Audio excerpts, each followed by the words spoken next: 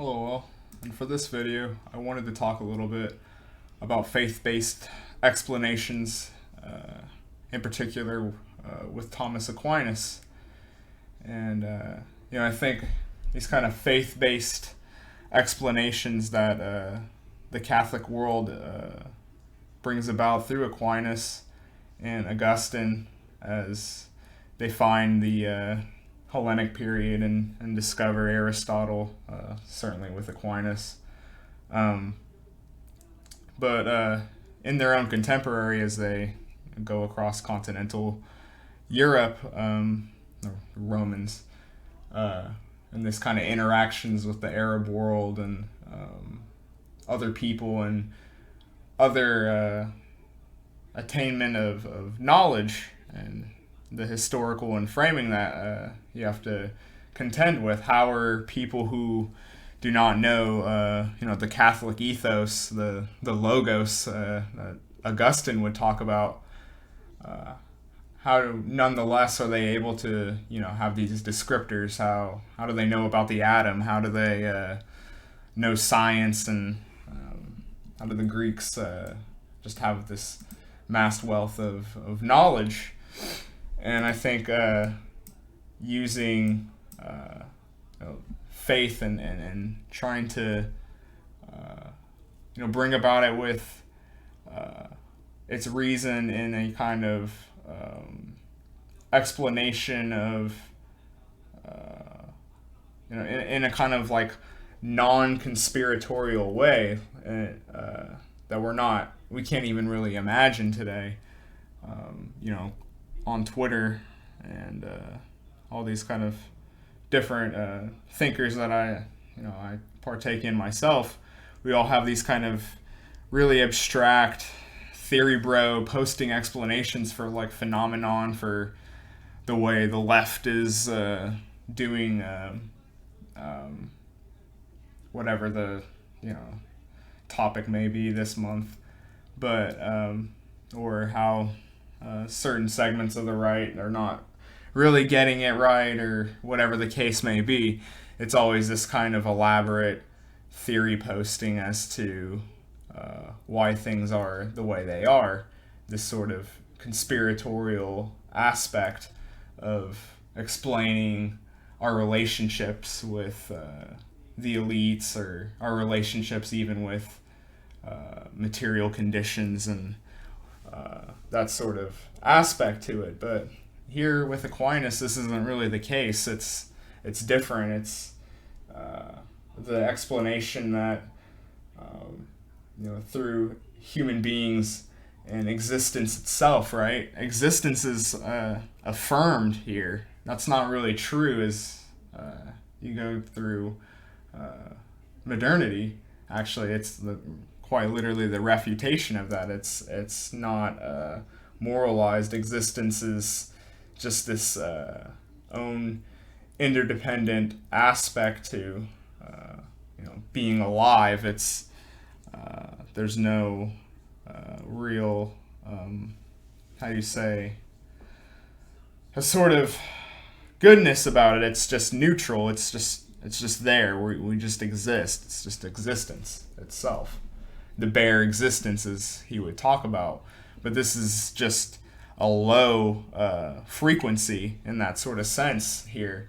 There's hierarchies to this, eventually leading to God in the one. And this is kind of getting towards Aristotle and the mover, and going all the way back to Plato as well, where he kind of has that interest in geometry and the ratio aspect of tying things back together to the one. But of course, you come to that could be for a different video on the why you don't want to necessarily do that in Platonic thought. But I think still here it's an accurate way of kind of describing how it does have that kind of causal all-in-one aspect. And Aquinas is taking the theological aspect of it and putting God and his logos and the archetypes of what logically can come about within God to display the good, to show existence as a gift. And anything that kind of subverts away from that, evil, enemies, whatever the case may be,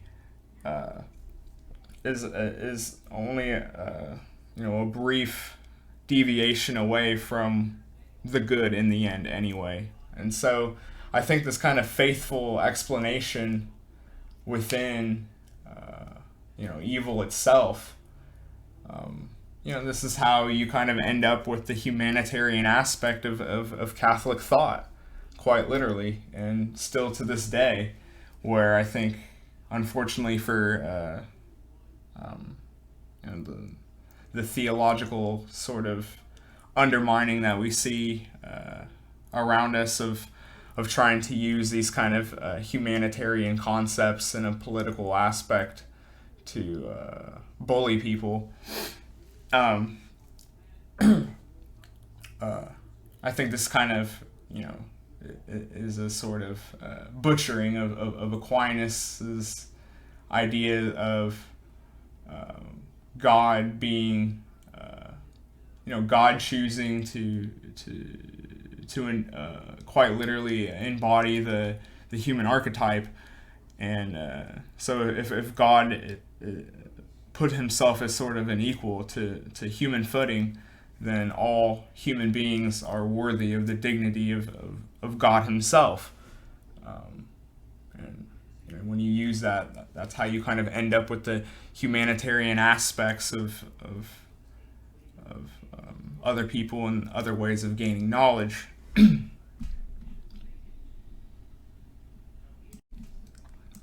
But as for science and reason for Aquinas and his sort of proofs of God, which I would like to talk more about maybe in future videos, this is just kind of just a brief stream of consciousness that I want to put out, since I haven't put out very many videos lately, and I want to give back. So for Aquinas, when he talks about these proofs and science itself, he's presupposing Aristotle's teachings. And of course, the kind of explanation back to that would be that we're always making presuppositions towards argumentation. So him choosing Aristotle, that's not really an indictment of anything, I think would be important to point out here. But he's using the Aristotelian science, and so to, I think, put Aquinas's reasoning to our kind of science today in the 21st century. This is kind of how you end up with all these gotchas and ways of butchering these what he's trying to do here with these proofs, and seeing that he's presupposing Aristotle in that sort of sense of teleology of the reason things are the way they are. And even today, as we kind of have this sort of secular and theory bro aspect that I've talked about earlier in the video of explanation, I think you're even seeing phenomenon with the kind of internet culture of mimetic willpower and these kind of explanations for why things are designed the way they are. It's kind of almost in this kind of game theory now, instead of these faithful explanations that Aquinas is trying to use in his apologetics and explanations. So I think this is just a little brief introduction video that I want to do about future videos, a video about more videos. It's pretty much what we're accustomed to here. But yeah, these are just some of the interesting things that I thought about lately as I've been looking into Catholicism and the faithful explanations, and looking beyond this kind of mechanistic approach really to existence itself, right? Because, if you affirm that existence is actually a good thing, if we don't think of it as this sort of randomization that, one of the things about science today is, we can, use things to explain how life is made, but nonetheless, there's no teleology to it, right? There's no reason for it. There's only just, these are what these attributes are, these are the ingredients to make this sort of cause, but there's no motion to it. There's no movement to the science itself. It has no properties of even the good or anything like that. It's just framed in this kind of, it's like taking a kind of, like a vestige of like a plant foliage, and just examining, the stems and whatnot, but just divorcing it from the greater plant at hand, and the reasoning for it. And I think that's why people in the sphere are becoming so interested in these kind of Christian and faith-based explanations that, rather whether or not it creates a unity with reason, it's ultimately a deference back against reason just being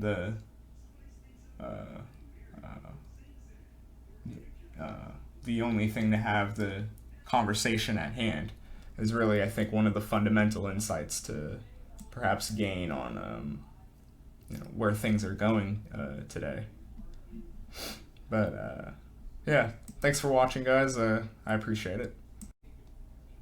And another thing that could be pointed out in the political ramifications for it is how Aquinas is ultimately putting a kind of individual experience with God through yourself. And, he's taking, there's no need anymore for this sort of mitigator. There's no need for intermediaries in between you and your relationship with the divine. If God was able to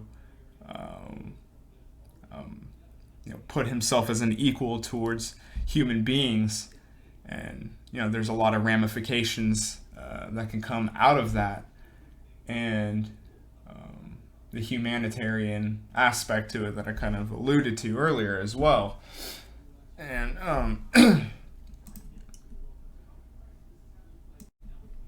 and so to even ponder what your teleology could be, to even wonder, what is the source of how I got here? What is the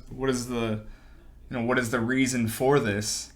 Is a question that you can't even really ask today, because this would, presuppose that there actually is a kind of a goal or a kind of way to go about things that would actually require morality, quite literally, and actually being able to make judgments on ethics, and then it all comes together to where you have to actually form these sort of judgments of what is good and what is evil, and that is kind of this forbidden sacred cow, and or at least it's just kind of gets away from that sort of aspect to it.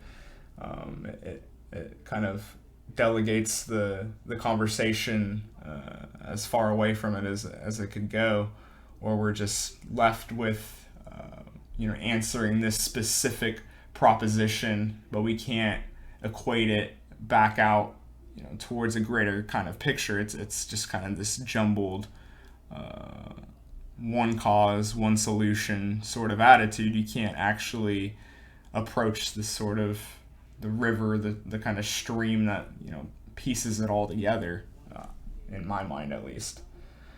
And yeah, this was just a bit of a bramble video that I wanted to make, since these are some kind of ideas that are either fresh or have just been reintroduced to me, and you kind of repackage them.